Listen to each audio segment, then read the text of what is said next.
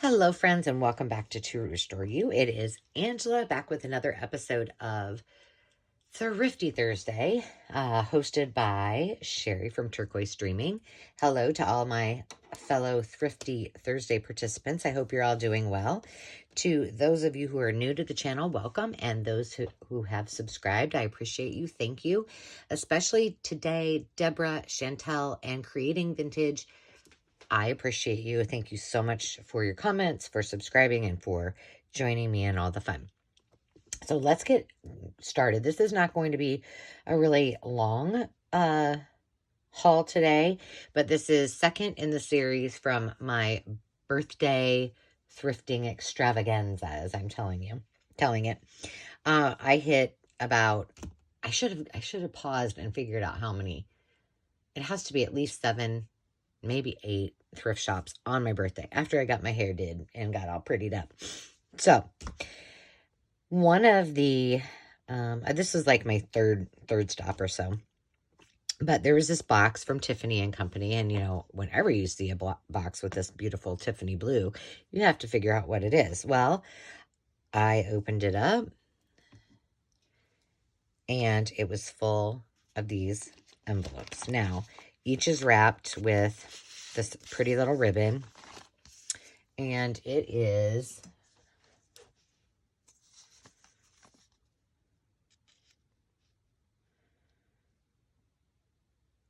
three and an eighth by 7.5. And you open it up, and it's just got this pretty, I know you probably, maybe you can kind of see it, kind of little tiny roses on it, and it's got the Tiffany & Co. Embossing on it. I think the box would be great for something. I don't know. And then it has, I don't really know because I didn't look, but it has paper.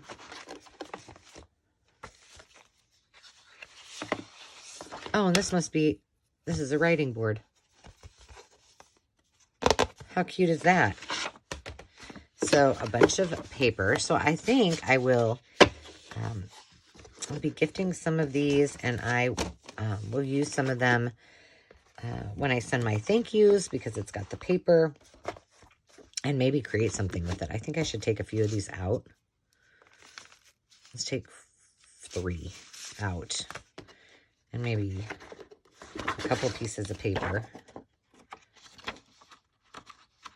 And I'll put it in my project box, and we will create something with it. All right, and then that's not all.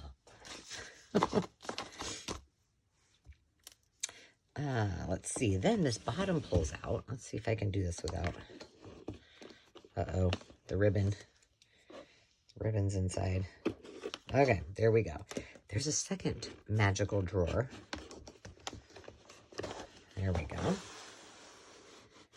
And there are more envelopes. I'm going to shut this and then pull this back so you can see. So this one has the blue inside with the same little roses and I know you can't see that. The embossing there. I don't see, let's see if there's paper. These don't have the pretty ribbon around them. Oh, there is some paper, maybe. Is that paper? Just a few sheets, but looks like that was that. Just a few sheets of this and another writing board. So let's just take a piece of that.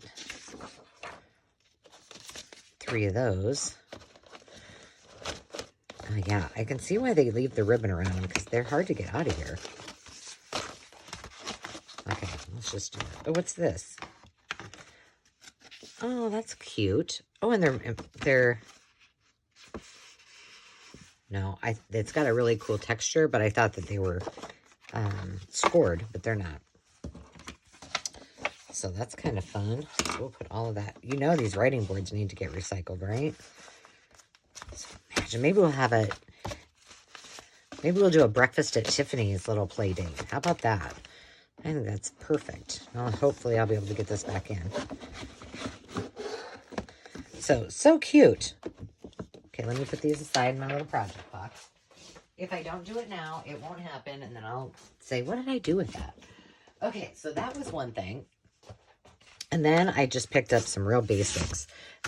These these stars, they just reminded me of being a kid. They were 50 cents. I'm just going to stick them in with the ephemera kits. But then they had these hole reinforcers that were already colored. And I was like, well, that's going to save me a lot of time. So I got those, and then these little extras were in, oh, but it says these were 50 cents, but they were all in one thing. I don't know. So these I probably not my style. They'll probably either go, they probably won't go in the kits, obviously, because they're pretty new, but I will put them, we're going to be having a great big art sale at the venue that I'm hosting, and so I'm thinking I can put those in little packs for people who might be just getting started. Like I said, I've been trying not to buy books and being very selective. I do not need a book on calligraphy because I'm well aware how to do it, but look at these. Like, you can't beat those images. So I was like, well, these could make great covers. There's already the words already written. There's some blank pages, and I'm losing this. And I'm sure that this book is probably, look at that. So I believe the point is, here's your example, now you do it. But you could put anything inside of there. Let's learn a little bit more about this book. It's called Calligraphy Made Easy Project Book. Ashley Gardner. Printablewisdom.co. 2019. ISBN is 13978160863-299-2. So if you Google that, you should be able to find it in a lot of places, whether Amazon sells it or whether you can find it on eBay or Etsy. Just search around if it's something that you're really interested in. Or if you want to learn how to do calligraphy, which I wouldn't call this calligraphy, truly. This is more like just writing techniques so that you can, well, I guess you could call it. I guess you can call it calligraphy because they did. But lots of pretty images. So that's going to go up on my shelf so I remember to use it. Let's see what else is in here. Just flip through really quick. See, look at, wouldn't that make a cute tag? Love bravely. Do what you love what you do. Isn't that the truth? Oh, here's how to make a banner if you don't know how. So there's a lot of good things in here to teach you how to write like this, if you don't already know how. I once thought about doing a writing video, and then I was like, you know, there's a lot of people who are way better at it than me, so we'll just let them do it. But I do like to, I love to write signs. We have chalkboard signs like that we put during farmers markets and events, and I love to design them. Okay, so it looks like that's pretty much the whole gist of it, but sparkle and shine, friends. Sparkle and shine. I thought it was well worth it. The artwork is beautiful. I can use it somehow. All right. All right, let's just put this right here. These little books, this one is called Animal Families. And I just thought it was cute. It's by Isabel Freeland, the Taft School of Lakewood, Ohio, copy 1935. But I saw that little fairy, and I was like, oh my goodness, that's so cute. So I had to have it. So I think that I mean, there are other things in there. Sometimes if I don't do something with these things right away, I'll forget what's in there. So sometimes I will go through, if it's not something old enough that is that's something I want to make into a digital that I can, I will take these apart and put them by topic, and whether it's things to go into the ephemera kits that I have on Etsy, or if it's something that's for my personal use. So I probably will do that as well. This one is Life on the Farm, and I just thought it was so cute. It was revised printing was 1947, original 1939. This man is a farmer. But it's hard. I mean, like, I was visiting with somebody on one of the Facebook groups, and she had just done an equestrian journal, and I want to do an equestrian journal, and I like to do, like, the farm. I did a Life on the Farm journal once, and so it's a little harder for me to find some really cool stuff, especially, you know, vintage like that with fun images, so I thought this was perfect. Look at the haymow.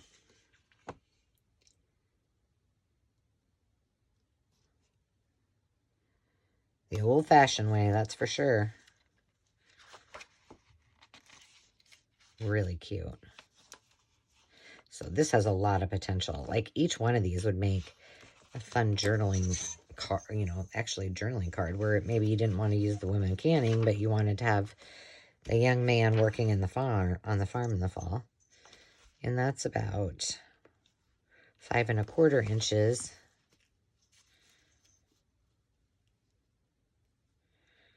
by 8 1/4 inches. Gosh, you know, you could use this as your whole journal. That could be it. Smart. This one I got because I love anything. Once in my lifetime, I used to teach some etiquette classes, and so I'm always intrigued by, like, books on, you know, running a household, or you know, like Emily Post books that are vintage. So this is The Perfect Hostess by Nancy Prentice. Oh, and this, she must have been a distributor for,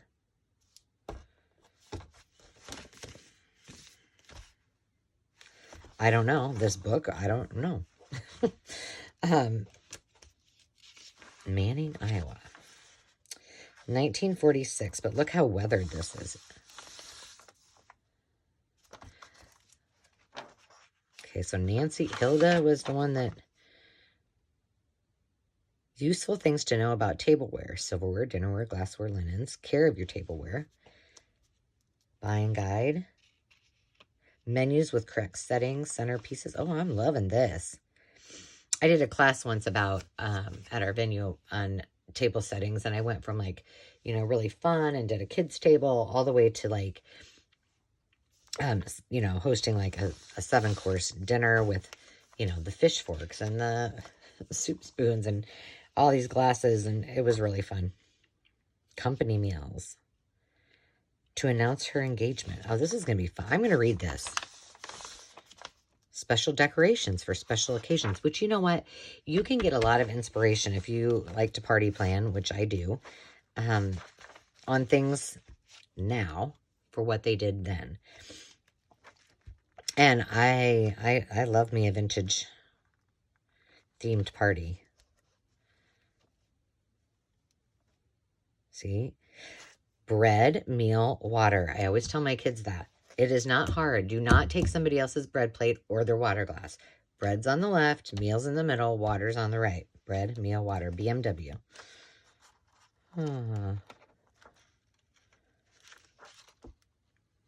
That's your etiquette training for the day.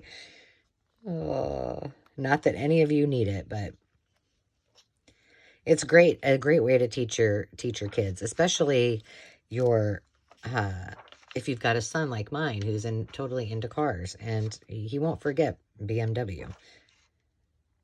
When your friends drop in for tea, make small tea sandwiches, hot spiced tea with lemon and glazed nuts, hot buttered baking powder biscuits.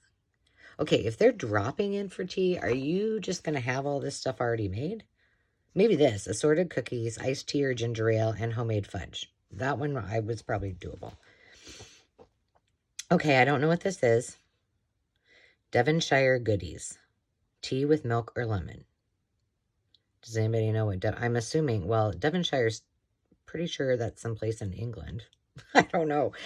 If any of my friends who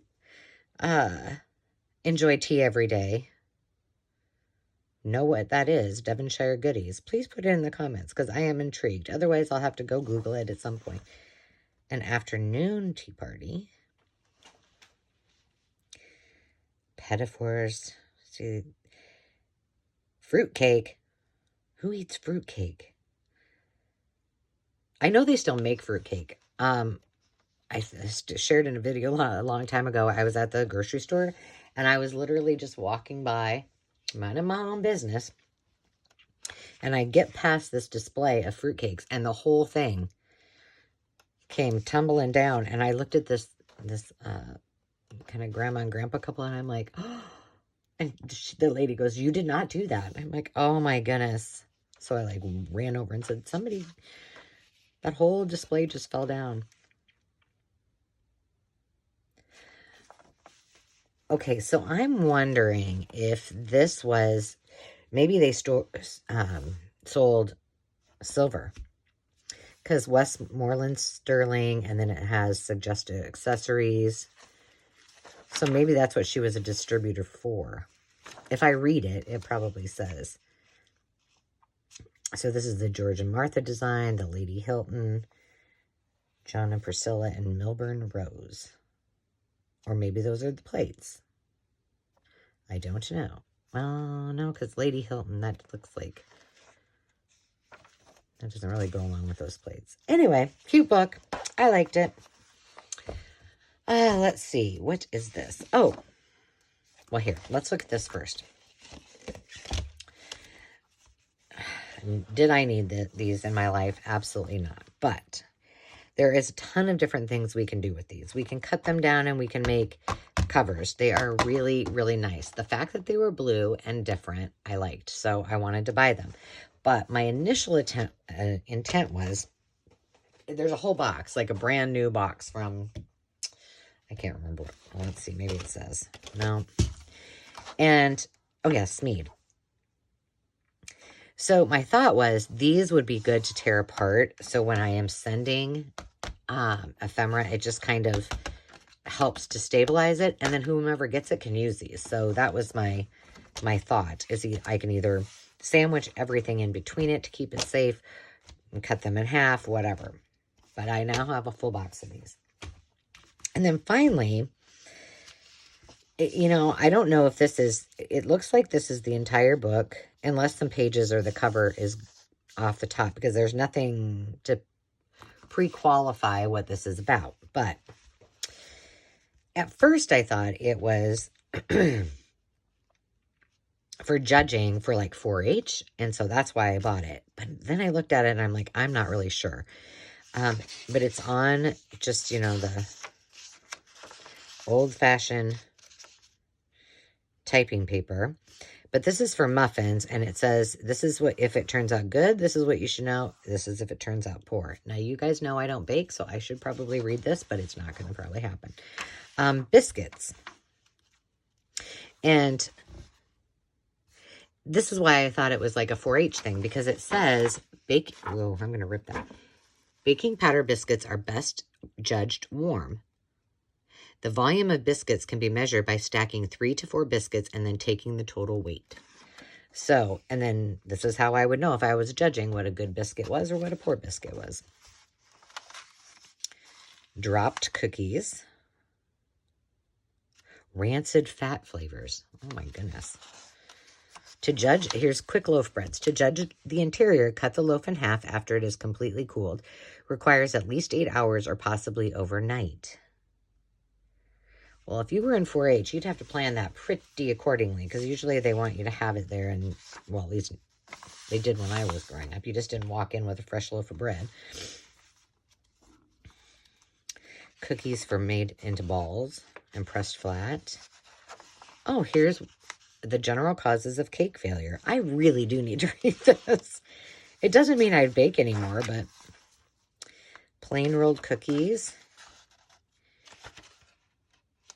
Yeast breads. Judging bread loaves should be done on the second day rather on the day it is baked. Okay. Cut it in half. Look at it directly in a natural, well-lighted area. It's best to judge any baked product in a natural, well-lighted, I think they meant well-lit, area rather than an artificially lighted area. This gives you the true color of the baked product. The volume of bread should be measured before it is cut. This can be done by using a tape measure to measure the circumference, the long side, and then the short side. So it's almost like it's a judge's handbook. Cakes. What else do we got? Lots on cakes. Causes of failure. A lack of baking prowess would be mine. More muffins. Baking powder biscuits. Chocolate chip cookies and drop sugar cookies. Coffee cake. Peanut butter cookies. What?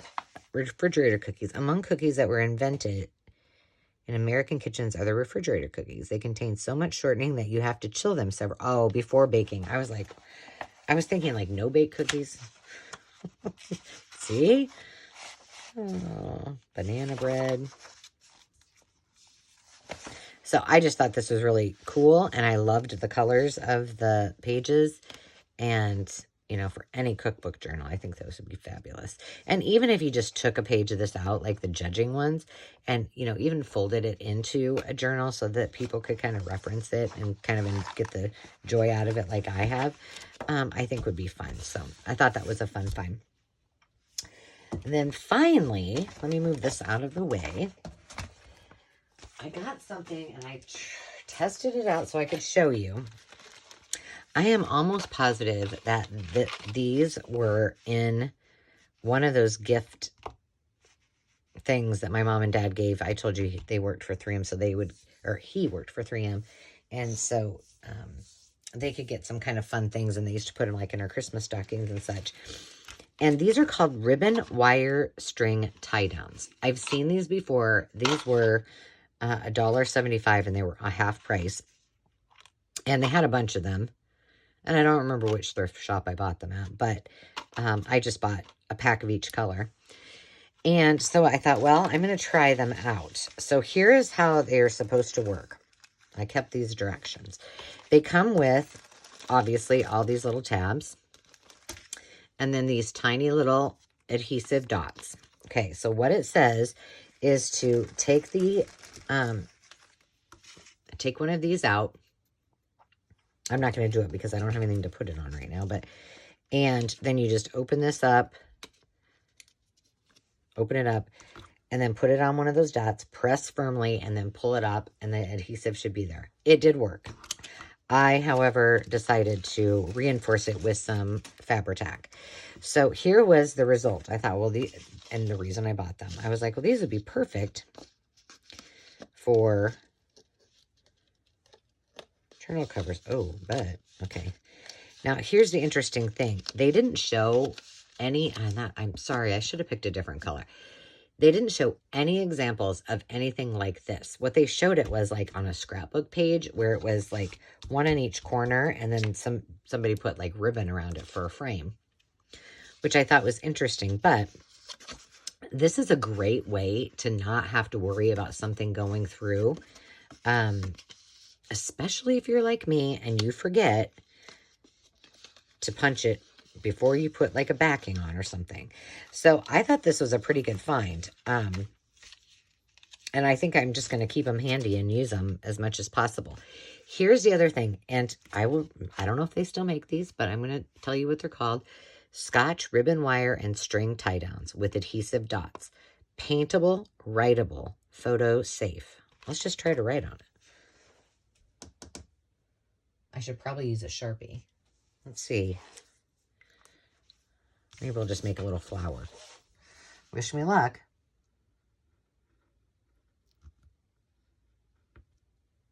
It's going on perfect.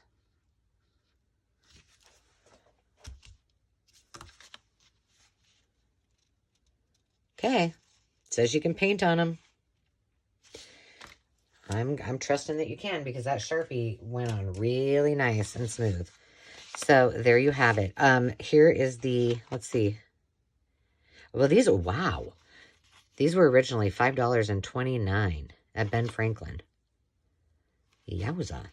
The UPC is 21200983332. I'm loving these, and I know that I had some before, and I might have sent them back to the thrift shop because I didn't know what I would use them for. Now I know. So I hope you guys had a fun time seeing some of my hauls this week, and I hope you have a fantastic rest of the day. Until next time, friends, remember to take time to just be, and we'll see you soon. Cheers.